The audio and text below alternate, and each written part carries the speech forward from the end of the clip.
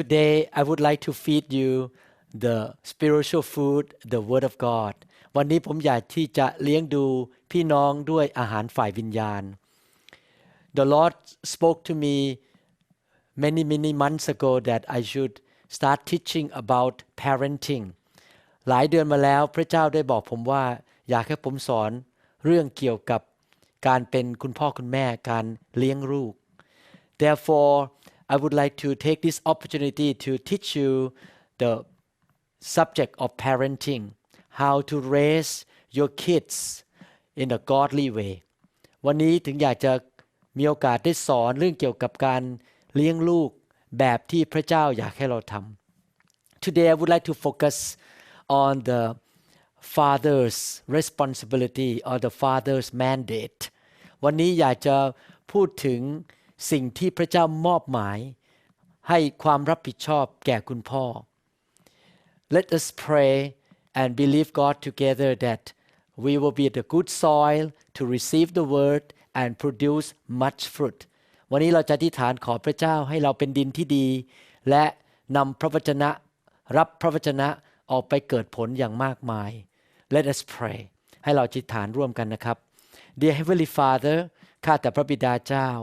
Today we ask your Holy Spirit to prepare our heart to be a good soil to receive the seed of the Word of God วันนี้เราขออธิษฐานให้พระวิญญาณบริสุทธิ์ทรงทำงานในจิตใจของเราให้เป็นดินที่ดีที่จะออกไปเกิดผลรับพืชรับพันธุ์แห่งพระวจนะของพระองค์เจ้า and we Lord want to be a doer of your word เราอยากที่จะเป็นผู้ที่จะนำพระคำของพระองค์ออกไปปฏิบัติ Therefore today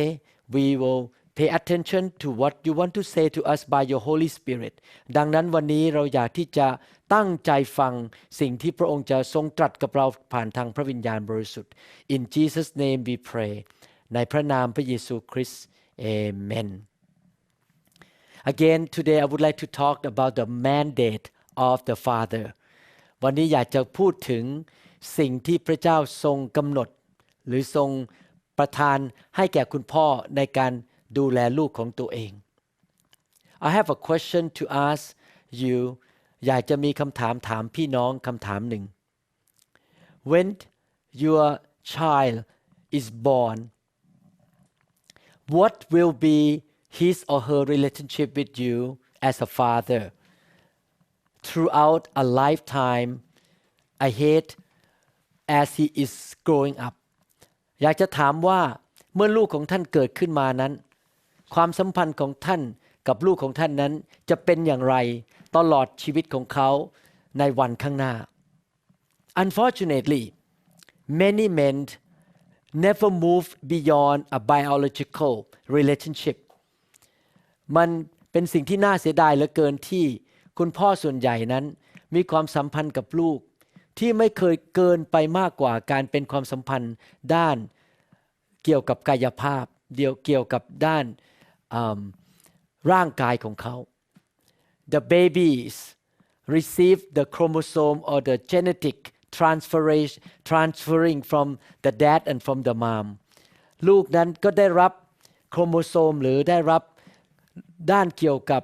พันธุกรรมจากคุณพ่อและคุณแม่ That's why your kids look like you in certain aspect physically they may have the similar nose as you have ดังนั้นลูกของเราถึงจะมีลักษณะฝ่ายร่างกายเหมือนพวกเราเช่นอาจจะมีจมูกคล้ายๆพวกเรา But that is the most basic biological relationship that man or father can have with his children แต่นั่นเป็นความสัมพันธ์ที่มีต่อลูกของเราในระดับที่พื้นฐานมากที่สุดคือระดับร่างกาย The second level of relational commitment that the father can have with his children is the father's ability to provide, to protect, and to satisfy the needs of his children และความสัมพันธ์ระดับที่สอง ที่คุณพ่อสามารถผูกพันตัวกับลูกและมีความสัมพันธ์กับลูกได้ก็คือการที่คุณพ่อสามารถที่จะเลี้ยงดูให้การศึกษาให้สิ่งต่างๆที่เป็นความจำเป็นสำหรับชีวิตของลูก That is the second level of relationship that you can have with your children นั่นเป็นความสัมพันธ์ระดับที่สองที่ท่านสามารถให้แก่ลูกของท่านได้ But the most important and the highest level of relational commitment is that you build the trusting and loyal relationship with your children แต่ความสัมพันธ์ระดับที่สูงที่สุดที่ท่านควรจะพัฒนาและมีก็คือว่าท่านได้พัฒนาความสัมพันธ์แห่งการวางใจและความสัตย์ซื่อการจงรักภักดีที่ท่านและลูกมีต่อกันและกัน That is something that we can learn in this lesson so that we can raise our kids to be godly people นั่นคือสิ่งที่เราจะเรียนในบทเรียนนี้และเราจะได้เลี้ยงลูกของเราพัฒนาลูกของเราให้เติบโตขึ้นมาเป็นคนของพระเจ้า You remember that God blessed Abraham and he told Abraham be fruitful fill the earth multiply and subdue the earth ท่านจำได้ไหมครับว่าพระเจ้าอวยพรอาดัมและก็บอกอาดัมว่าให้ไปทวีจำนวนมากขึ้นมีลูกหลานเต็มแผ่นดินโลก Definitely God wants Adam to fill the earth with godly children ผมเชื่อว่าพระเจ้าอยากให้อาดัมนั้นมีลูกเต็มแผ่นดินโลกเป็นลูกที่รู้จักพระเจ้าและเป็นลูกที่เดินกับพระเจ้า Therefore as a father or a mother we should set the goal that our children will know God love God serve God they are godly people ดังนั้นในฐานะที่เราเป็นคุณพ่อหรือคุณแม่เราควรจะมีจุดประสงค์ตั้งมั่นแน่นอนว่าเราอยากจะให้ลูกของเรานั้นรู้จักพระเจ้าส่วนตัวรักพระเจ้าและรับใช้พระเจ้าเป็นคนของพระเจ้า Some report suggest that an average father spend less than 7 minutes a day with his children มีการศึกษาและค้นพบว่าพ่อส่วนใหญ่นั้นใช้เวลากับลูกโดยเฉลี่ยประมาณวันละ7 นาทีเท่านั้น A man usually goes out to work outside the home. He is physically far away from his family or from his children. โดยส่วนใหญ่แล้วผู้ชายหรือคุณพ่อนั้นมักจะทำงานนอกบ้านและร่างกายของเขาไม่ได้อยู่ที่บ้านไม่ได้ใช้เวลากับลูกเท่าที่ควร But it's also dangerous when a father is physically home but he is mentally far away from his family about 100 miles even though he's physically at home แต่ว่าเป็นเรื่องอันตรายเหมือนกันที่คุณพ่อร่างกายอยู่ที่บ้านแต่ว่าความคิดของเขาสมองของเขานั้นออกห่างจากบ้านไปออกจากลูกไปออกจากครอบครัวไปเป็นหลายร้อยกิโล We have to be careful even though we are physically at home but we may be mentally far away from the home เราต้องระวังนะครับแม้ร่างกายของเราอยู่ที่บ้านแต่ว่าใจของเราอาจจะไม่ได้อยู่ที่บ้านไม่ได้อยู่กับลูกของเรา In both situations physically far away from home or being mentally far away from home you are absent or unavailable to your children ในสถานการณ์นี้คือตัวไม่ได้อยู่ที่บ้านและใจไม่ได้อยู่ที่บ้านนั้นท่านก็เหมือนกับไม่อยู่ที่บ้านหรือท่านไม่ได้มีส่วนร่วมกับลูกของท่าน In today's society in many parts in the world ปัจจุบันนี้ในสังคมในโลกทุกหนทุกแห่งในโลกนี้ There are so many things that we have to get involved with มีหลายสิ่งหลายอย่างในชีวิตที่เราจะต้องไปเกี่ยวพันกับมัน For example transportation communication education finances and even leisure time เราจะต้องเดินทางนั่งรถไฟมีการติดต่อสื่อสาร มีการเรียนรู้สิ่งใหม่ๆใช้เวลาพักผ่อน Today is a day of great information and communication through internet and through text messages and all kind of things like Facebook, Google's finding information and traveling from place to place เราอยู่ในยุคที่เรามีใช้โทรศัพท์ใช้การส่งข้อมูลสื่อสารทางโทรศัพท์หรือว่าเข้าไปในอินเทอร์เน็ตต้องเดินทางไปที่ต่างๆ Therefore our life is so full of stuff that we need to spend time with ชีวิตของเราจึงเต็มไปด้วยสิ่งต่างๆที่เราต้องใช้เวลาในการสื่อสารและเรียนรู้ต่างๆหรือการเดินทาง Therefore today's society is a society of time schedule and time management ดังนั้นในปัจจุบันนี้เราจึงอยู่ในโลกที่เกี่ยวกับการต้องตั้งเวลาต้องตั้งว่าวันหนึ่งเราจะทำอะไรบ้างแต่ละวันเราจะต้องมีการที่จะดูว่าเราจะใช้เวลาอย่างไรตั้งแต่เช้าจนเราเข้านอน We are really a slave to the clock to the time every single day เราจึงเป็นเหมือนกับทาสของเวลาหรือของนาฬิกา I give you example when I walk into my medical office at 8 a.m. the clock start to run and I have patient come in every 15 minutes เมื่อผมเดินเข้าไปในคลินิกของผมทุก15นาทีนาฬิกาก็เริ่มเคลื่อนไปแล้วก็จะมีคนไข้เข้ามาทุก15นาที I have to look at my clock making sure that I will not be late for the next patient ผมก็ต้องดูนาฬิกาของผมเพื่อให้มั่นใจว่าผมไม่ช้าสำหรับการที่จะคุยกับคนไข้ของผมคนต่อไปที่จะเข้ามา I have been pressured by the time schedule or time allocation ชีวิตของผมก็ถูกผลักดัน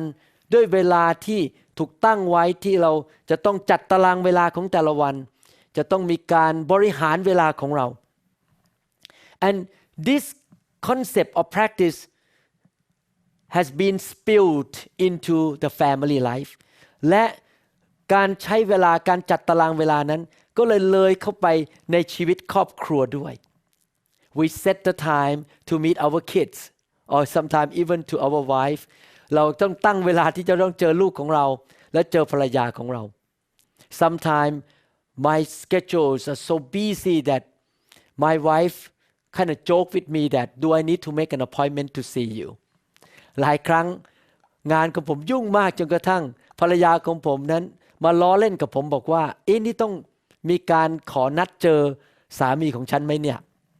and I laugh about it แล้วผมก็หัวเราะ because I understand how she feel เพราะผมรู้ว่าเขารู้สึกยังไงที่มีสามีที่มีงานยุ่งมาก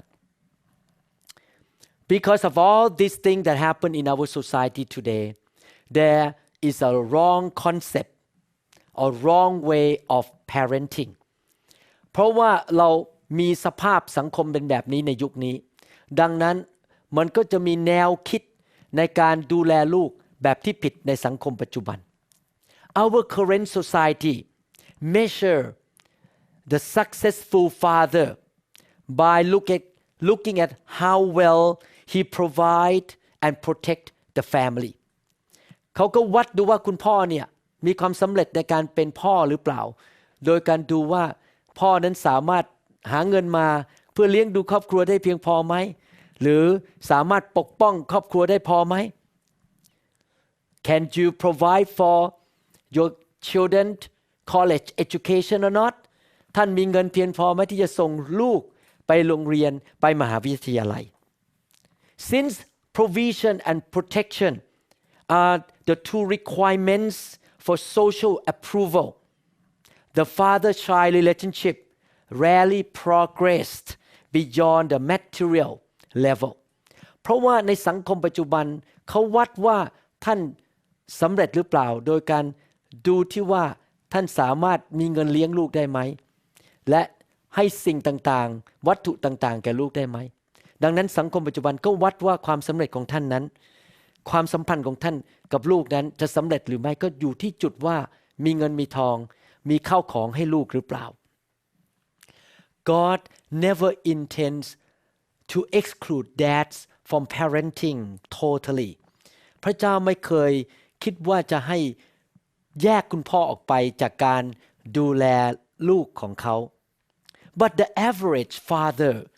in the world do the parenting from a distance แต่คุณพ่อมากมายนั้นได้ดูเลี้ยงลูกจากระยะห่างๆไม่ได้อยู่ใกล้ลูก we have to be careful not to follow this traditional model of parenting เราจะต้องระวังที่เราจะไม่ดูแลลูกของเราเลี้ยงลูกของเราแบบที่ผมพูดมานี้ that means mom raise the kids by herself and dad disappear in order to go out to earn the income and give the financial support to the family ที่เป็นแบบที่แบบโลกเขาทำก็คือว่าคุณแม่เลี้ยงลูกอยู่คนเดียวแล้วก็คุณพ่อก็ออกไปหาเงินแล้วก็ดูแลครอบครัวโดยการเอาเงินมาให้แก่ครอบครัว Actually it's nothing wrong about going out to work and be a provider ที่จริงไม่ได้ผิดอะไรนะครับที่ออกไปทำงานและหาเงินมาเลี้ยงดูครอบครัว In fact I want to talk to all the men that before you considering getting married you should have a job and should be able to provide for your family อยากจะคุยกับผู้ชายนะครับว่าก่อนที่ท่านคิดถึงเรื่องการแต่งงานและมีครอบครัวท่านต้องมีงานทำและมีเงินเดือนที่จะเลี้ยงดูครอบครัวของท่านได้ The Bible say clearly that we need to provide for our families พระคัมภีร์พูดชัดเจนว่าเราต้องเลี้ยงดูเอาใจใส่ครอบครัวของเรา In the book of 1 Timothy chapter 5 verse 8 ในหนังสือ1 ทิโมธีบทที่5ข้อ8 The Bible says but if anyone does not provide for his own and especially for those of his household he has denied the faith and is worse than an unbeliever พระคัมภีร์บอกว่าแต่ถ้าแม้ผู้ใดไม่เลี้ยงดูวงญาติของตนและโดยเฉพาะอย่างยิ่งคนในบ้านเรือนของตนผู้นั้นก็ได้ปฏิเสธความเชื่อเสียแล้วและชั่วยิ่งกว่าคนที่ไม่ได้เชื่อเสียอีก However there is more responsibility for the dad to do beyond just provision and protection แต่ที่จริงแล้วคุณพ่อมีหน้าที่มากกว่าแค่ออกไปหาเงินมาเลี้ยงดูและปกป้องครอบครัว That is the mandate or the duty to establish a trusting relationship with your children นั่นก็คือการที่มีหน้าที่รับมอบหมายจากสวรรค์ที่จะมาสร้างความสัมพันธ์กับลูกที่มีความไว้วางใจกันและรักกัน This relationship that we want to build is based on the word trust และความสัมพันธ์นี้อยู่บนรากฐานของการไว้วางใจกัน Many fathers know that it is very important to spend the quantity and the quality time with their children พ่อส่วนใหญ่รู้ว่ามันเป็นสิ่งที่สำคัญมากที่จะต้องใช้เวลาที่มีจำนวนมากพอและเวลาที่มีคุณค่ากับลูกของเขา The fathers may plan to go out to do the walk with his children พ่ออาจจะบอกว่านัดลูกไปเดินด้วยกัน Some fathers may plan to spend time playing basketball or baseball or swimming with his children หรือพ่อบางคนอาจจะใช้เวลาในการไปเล่นฟุตบอลไปเล่นบาสเกตบอลหรือไปว่ายน้ำกับลูกของตนเอง Yes it's important to spend the quantity and quality time แน่นอนจำเป็นมากที่ท่านจะต้องใช้เวลาจำนวนมากพอและการใช้เวลาที่มันมีคุณค่า You don't just sit on the couch with your children and watch TV and never talk to each other. That is not a quality time. ไม่ใช่นั่งดูหนังกับลูก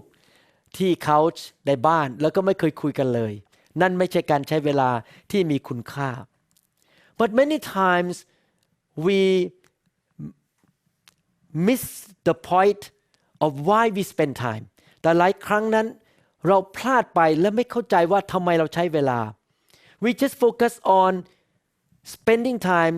to fulfill the time slot or time allocation that we put into our daily schedule เราก็คิดว่า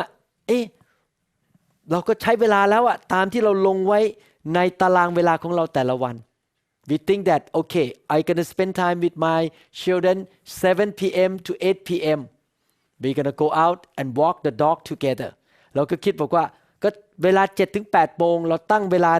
ไว้ว่าเราจะออกไปเดินกับลูกแล้วเอาหมาไปเดินด้วยสุนัขไปเดินด้วย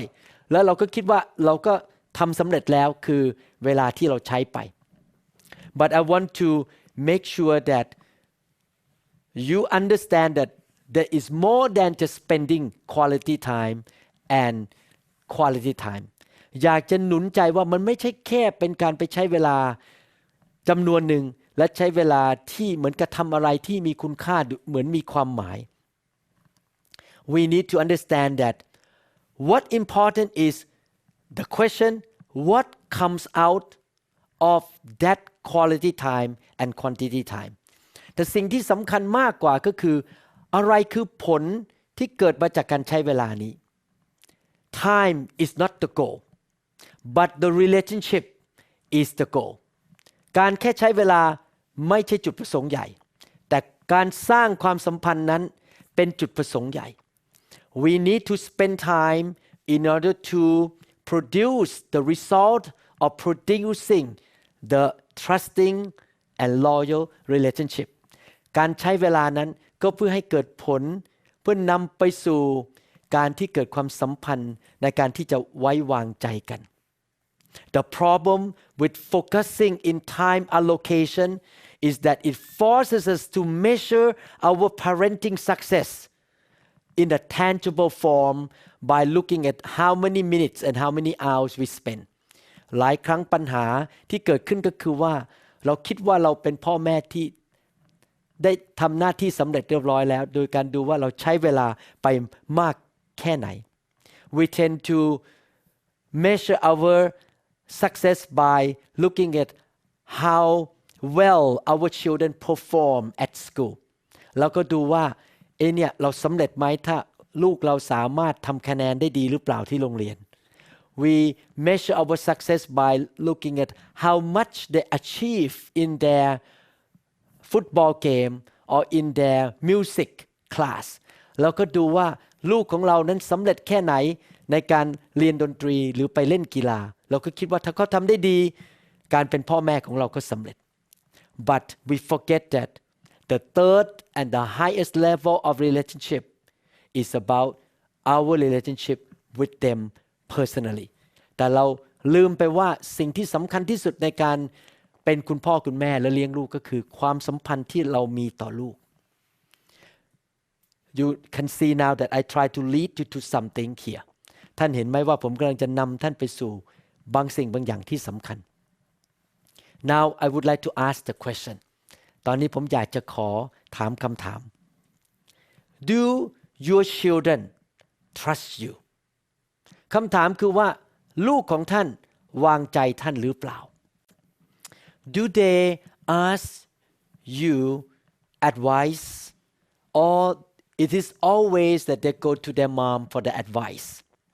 Trust is the foundation on which any good relationship is built ลูกของท่านไปถามท่านขอคำปรึกษาจากท่าน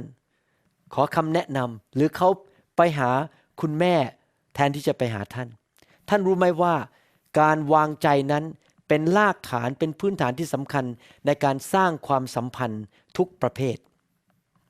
Building a trusting relationship with our children should be our first consideration as fathers when you are spending time with your children การสร้างความสัมพันธ์ที่วางใจกันนั้นเป็นสิ่งแรกที่ท่านต้องพิจารณาในการใช้เวลากับลูกของท่าน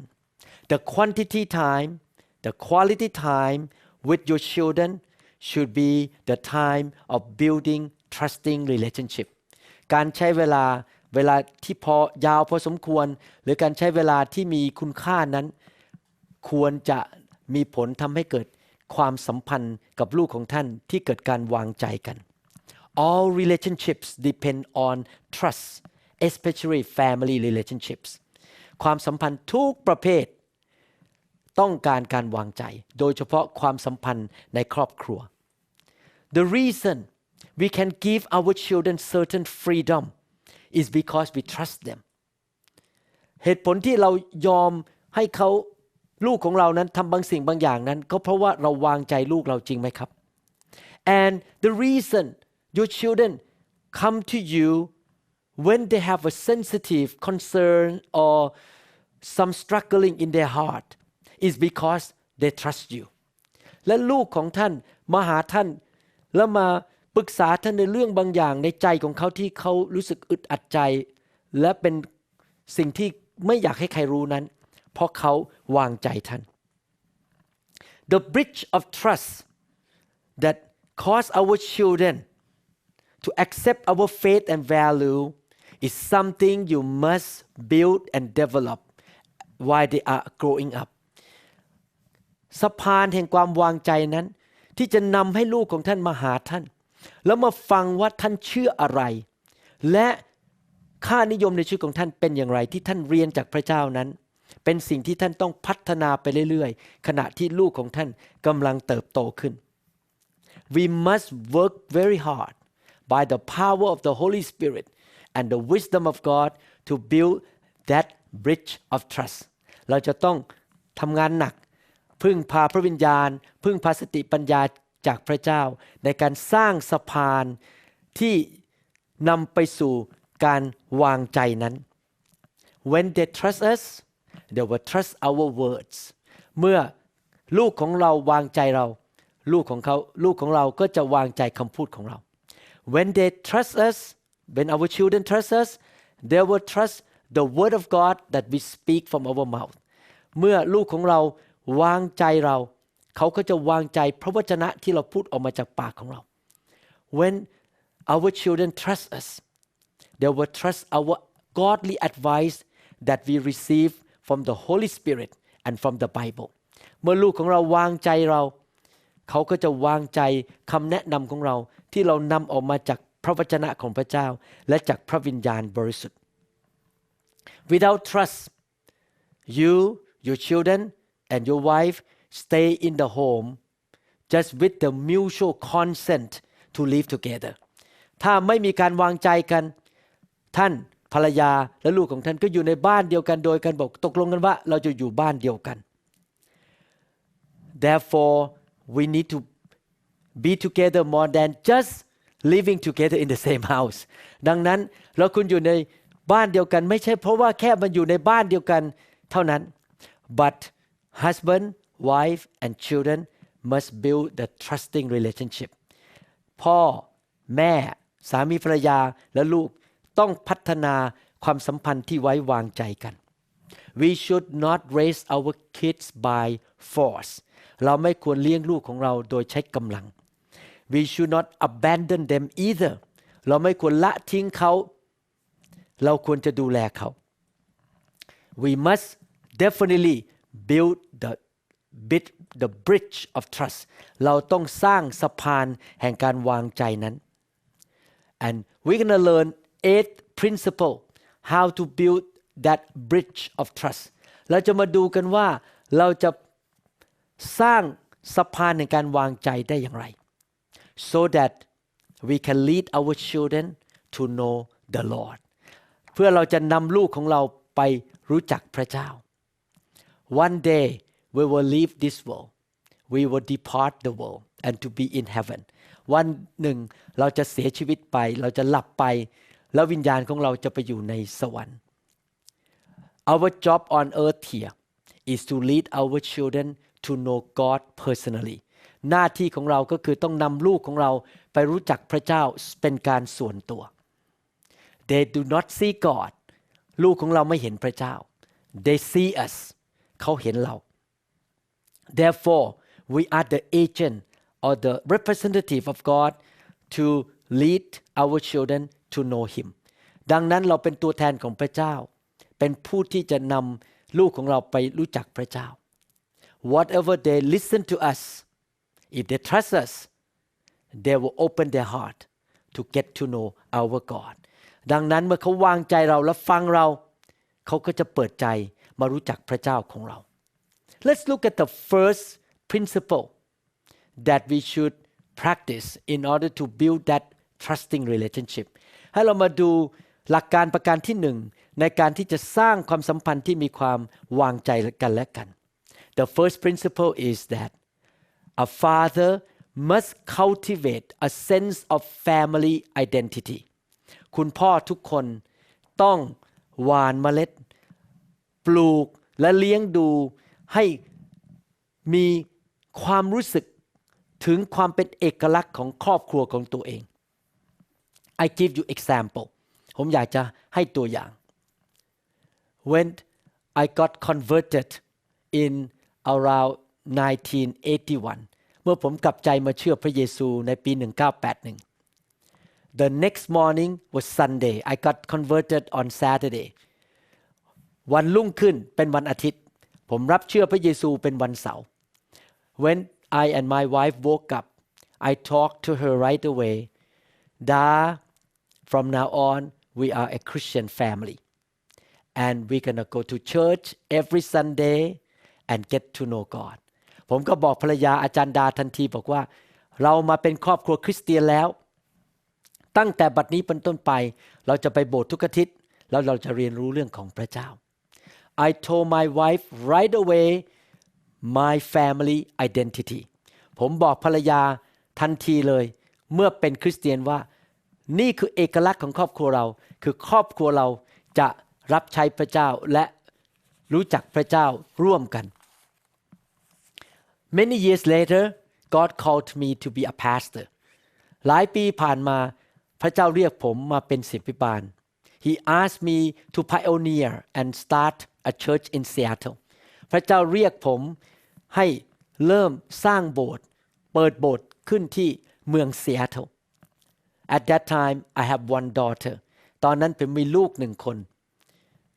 เป็นลูกสาวนะครับ So I told my wife and my daughter the family identity ผมก็เลยบอกลูกสาวและภรรยาบอกว่านี่คือเอกลักษณ์ของบ้านเรา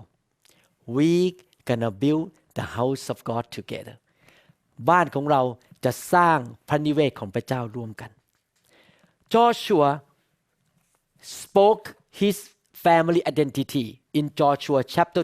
24 verse 15 โยชูวาได้บอกถึงเอกลักษณ์ของครอบครัวของเขาในโยชูวาบทที่24ข้อ15 The Bible says พระคัมภีร์บอกว่า But if you refuse to serve the Lord then choose today whom you will serve Would you prefer the gods of your ancestors served beyond the Euphrates or will it be the gods of the Amorites in whose land you now live But as for me and my family we will serve the Lord และถ้าท่านไม่เต็มใจที่ปรนนิบัติพระเยโฮวาท่านทั้งหลายจงเลือกเสียในวันนี้ว่าท่านจะปรนนิบัติผู้ใดจะปรนนิบัติพระซึ่งอยู่ฟากแม่น้ำข้างโน้นที่บรรพบุรุษของท่านได้เคยปรนนิบัติหรือพระของคนหรือพระของคนอโมไรต์ในแผ่นดินซึ่งท่านอาศัยอยู่แต่ส่วนข้าพเจ้าและครอบครัวของข้าพเจ้าเราจะปรนนิบัติพระเยโฮวา There are three kinds of fathers มีคุณพ่อ3ประเภท The first kind is called permissive fathers ประเภทที่1ก็คือคุณพ่อที่ไม่มีสันหลังยอมทุกอย่างไม่ว่าใครจะทำอะไร This kind of parenting fosters independence at the expense of the family unit คุณพ่อประเภทนี้นั้นทำให้ทุกคนในบ้านนั้นเป็นอิสระอยู่กันตามใจตัวเองและทำให้ชีวิตครอบครัวพังทลาย It causes each member of the family to do what is right in his or her own eyes instead of in God's eyes ทำให้ลูกและก็สมาชิกในครอบครัวทำสิ่งที่เขาคิดว่า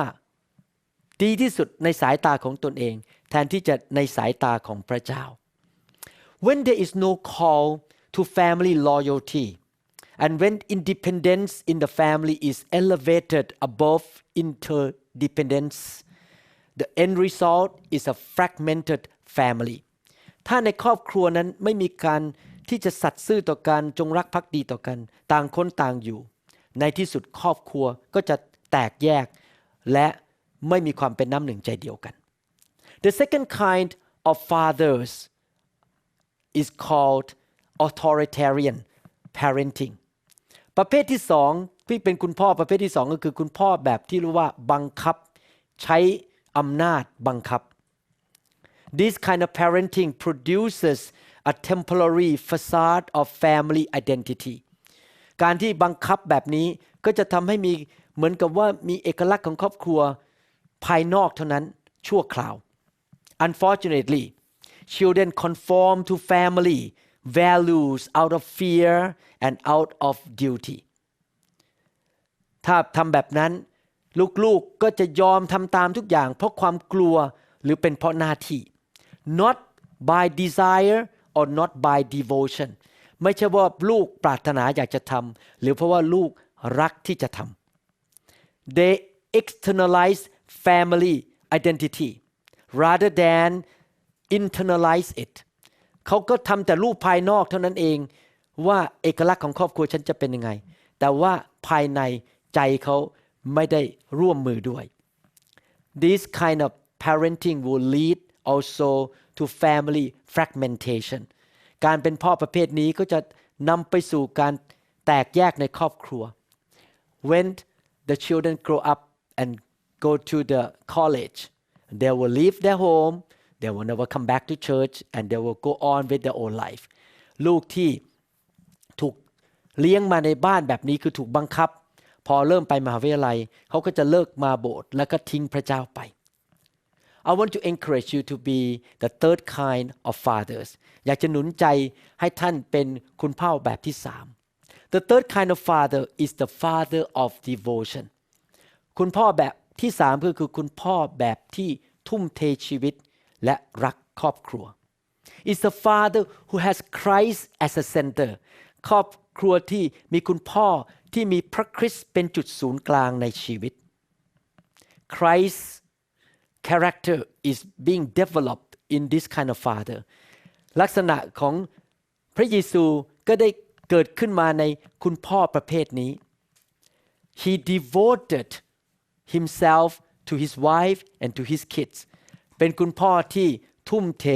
รักภรรยาและรักลูก The Bible talk about Jesus Christ is the head of the church as our example as the head to the family พระคัมภีร์บอกว่าพระเยซูคริสต์เป็นศีรษะของคริสตจักรและเป็นตัวอย่างสำหรับคุณพ่อที่จะเป็นศีรษะของบ้าน In Ephesians chapter 5 verses 25 to 30 ในหนังสือเอเฟโซบทที่5ข้อ25ถึงข้อ30 The Bible says พระคัมภีร์บอกว่า Husbands love your wife just as Christ also loved the church and gave himself for her ฝ่ายสามีก็จงรักภรรยาของตนเหมือนอย่างที่พระคริสต์ทรงรักคริสตจักรและทรงประทานพระองค์เองเพื่อคริสตจักร that he might sanctify and cleanse her with the washing of water by the word เพื่อพระองค์จะทรงแยกตั้งไว้และชำระคริสตจักรนั้นให้บริสุทธิ์โดยการล้างด้วยน้ำโดยพระวจนะ that he might present her to himself a glorious church not having spot or wrinkle or any such thing but that she should be holy and without blemish เพื่อพระองค์จะได้ทรงมอบคริสตจักรที่มีสง่าราศีแด่พระองค์ไม่มีจุดด่างพร้อยริ้วรอยหรือมลทินใดๆแต่บริสุทธิ์ปราศจากตำหนิ so husbands ought to love their own wife as their own bodies he who love his wife love himself ฉะนั้นแหละสามีจึงควรรักภรรยาของตนเหมือนรักกายของตนเองผู้ที่รักภรรยาของตนก็รักตนเอง for no one ever hated his own flesh but nourishes and cherishes it just as the Lord does the church เพราะว่าไม่มีผู้ใดเกลียดชังเนื้อหนังของตนเองมีแต่เลี้ยงดูและทนุถนอมเหมือนองค์พระผู้เป็นเจ้าทรงกระทำแก่คริสตจักร The Bible says that the Lord Jesus Christ nourishes and cherishes the church his wife the church is his bride พระคัมภีร์บอกว่าพระเยซูทรงเลี้ยงดูทนุถนอมคริสตจักรซึ่งเป็นเจ้าสาวของพระองค์ When the husband or the father loves devotes himself and show Christ's character of sacrifice and devotion to the family เมื่อคุณพ่อนั้นรักภรรยารักลูกและเสียสละชีวิตให้แก่ลูกและภรรยา The family members would trust the father คนในครอบครัวก็จะวางใจคุณพ่อ Do you know that I trust my God Jesus Christ not because he forces me to obey the Bible ที่ผมรักพระเจ้ารักพระเยซูไม่ใช่เพราะว่าพระเจ้าบังคับให้ผมเชื่อฟังพระวจนะ I love him I trust him because he laid down his life for me and loved me first ผมรักพระเยซูเชื่อฟังพระเยซูเพราะพระองค์ทรงยอมสละชีวิตของพระองค์และตายให้ผมและรักผมก่อน The godly father who can build a trusting relationship with his children will follow the example of the Lord Jesus Christ พ่อที่จะสามารถสร้างความสัมพันธ์ที่มีความวางใจกับลูกได้ก็คือคุณพ่อที่เรียนแบบพระเยซู and then the relationship will lead to loyalty commitment and accountability และความสัมพันธ์แบบนี้จะนำไปสู่การที่มีความสัตย์ซื่อต่อกันมีการผูกพันตัวกันและมีการรับผิดชอบต่อกัน Our children should know without any doubt that God put this family together ลูกของเราต้องรู้โดยไม่มีข้อสงสัยเลยว่าพระเจ้าเป็นผู้นำพ่อแม่และลูกมาอยู่ด้วยกัน They should know that my family your family will represent Jesus Christ on earth ลูกของเราต้องรู้ว่าบ้านของเรานั้นจะเป็นตัวแทนของพระเยซูในโลกนี้ We will commit our life to live for him and to build his kingdom เราจะผูกพันตัวที่จะสร้างอาณาจักรของพระองค์ในโลกนี้ I want to encourage you one more thing before I close this teaching ก่อนที่ผมจะจบคำสอนในวันนี้อยากจะหนุนใจคุณพ่อบางเรื่อง To speed up the process of bringing cohesiveness to the family a father must be assertive in leading his family ในการที่จะนำมาให้ครอบครัวผูกพันตัวเป็นน้ำหนึ่งใจเดียวกันและมีความสัมพันธ์กันนั้นคุณพ่อต้องเอาจริงเอาจังยืนยันในการนำครอบครัวของตนเอง The children need to know that their father is on board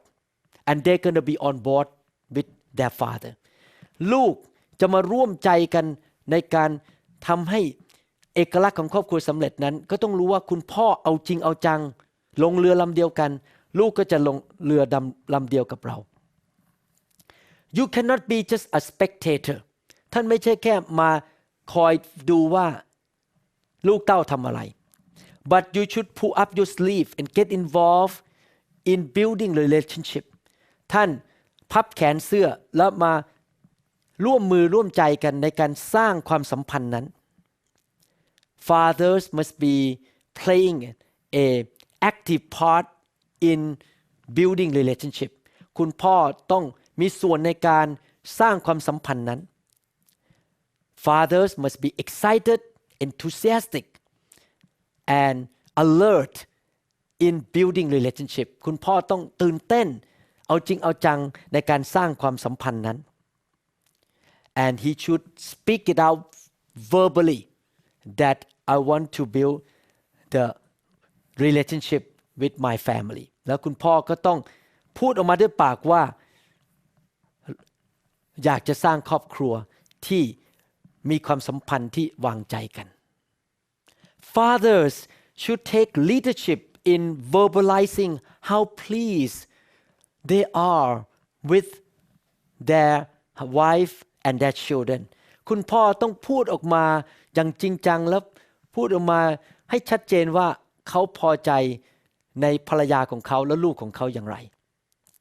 You may say that I'm so glad I married your mom and we both love God เช่นพูดบอกว่าดีใจมากที่แต่งงานกับคุณแม่และเรารับใช้พระเจ้าด้วยกัน I'm so proud of you kids that you go to church with me and mom every Sunday พูดออกมาสิครับว่าเนี่ยภูมิใจลูกมากนะที่ลูกไปโบสถ์กับคุณพ่อคุณแม่ If you don't speak it up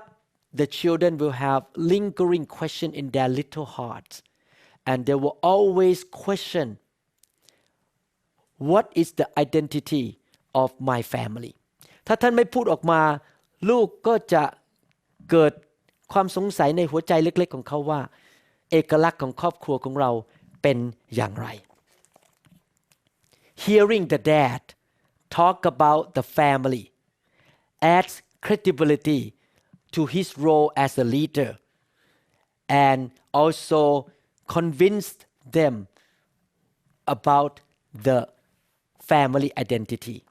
การได้ยินคุณพ่อพูดออกมาที่หูของเขานั้นเด็กๆเหล่านั้นจะทำให้เขามีความมั่นใจในความเป็นผู้นำของคุณพ่อและจะทำให้เขารู้ว่าเอกลักษณ์ของครอบครัวเป็นอย่างไร I would like to encourage you to take this lesson at heart and put into practice ผมอยากจะหนุนใจให้พี่น้องนำคำสอนนี้เข้าไปในหัวใจและไปปฏิบัติ In conclusion your mandate as a father is to go beyond biological relationship provision relationship and protection relationship อยากจะหนุนใจคุณพ่อทุกคนว่าสิ่งที่พระเจ้าทรงประทานให้แก่ท่านในการเป็นหน้าที่คุณพ่อก็คือต้องมีความสัมพันธ์กับลูกเกินไปกว่าแค่เป็นความสัมพันธ์ฝ่ายธรรมชาติและความสัมพันธ์ในฐานะเลี้ยงดูและปกป้อง You must build relationship of trust and loyalty with your children ท่านต้องสร้างความสัมพันธ์ที่เป็นสะพานนำไปสู่ความวางใจและการที่มีความผูกพันกันมีความสัตย์ซื่อจงรักภักดีต่อกัน The first thing you need to do is to create and cultivate a strong sense of family identity ประการที่หนึ่งที่ต้องท่านทำก็คือว่าท่านต้องสร้างสะพานนั้นโดยการให้สมาชิกทุกคนในบ้านลูกๆของท่านมีความรู้สึกชัดเจนว่าเอกลักษณ์ของบ้านนี้เป็นอย่างไร You shall say like Joshua ท่านจะพูดเหมือนกับโยชัว You say with your mouth and you take action ท่านพูดด้วยปากและทำด้วยการกระทำ I and my family will serve the Lord ข้าพเจ้าและครอบครัวของพระเจ้าของข้าพเจ้าจะรับใช้พระเจ้าร่วมกัน Let us pray ให้เราร่วมใจกันอธิษฐาน Dear Heavenly Father ข้าแต่พระบิดาเจ้า We ask your Holy Spirit to remind us this truth that we learned today ขอพระวิญญาณบริสุทธิ์ทรงเตือนใจเราให้เรานั้นได้คิดถึงความจริงที่เราเรียนวันนี้ May you empower us and grace us to be able to put this teaching into practice ขอพระองค์ทรงประทานพระคุณและฤทธิ์เดชที่เราจะนำคำสอนนี้ไปปฏิบัติได้ May you build many God families in the church today all over the world ขอพระเจ้าช่วยให้มีครอบครัวที่เป็นครอบครัวที่รักพระเจ้าอยู่เพื่อพระเจ้าในคริสตจักรต่างๆทั่วโลกนี้ I thank you Lord for teaching me and teaching everybody who listen to this teaching ข้าพเจ้าขอบคุณพระองค์ที่พระองค์สอนทุกคนที่ฟังคำสอนนี้และสอนลูกด้วย We promise you Lord that we will do our best to practice what we learn เราขอสัญญาพระองค์ว่าเราจะทำดีที่สุดที่จะนำคำสอนนี้ไปปฏิบัติ In Jesus name we pray ในนามพระเยซูเราอธิษฐาน Amen I'll meet you in the next session God bless you พบท่านในครั้งหน้านะครับขอพระเจ้าอวยพร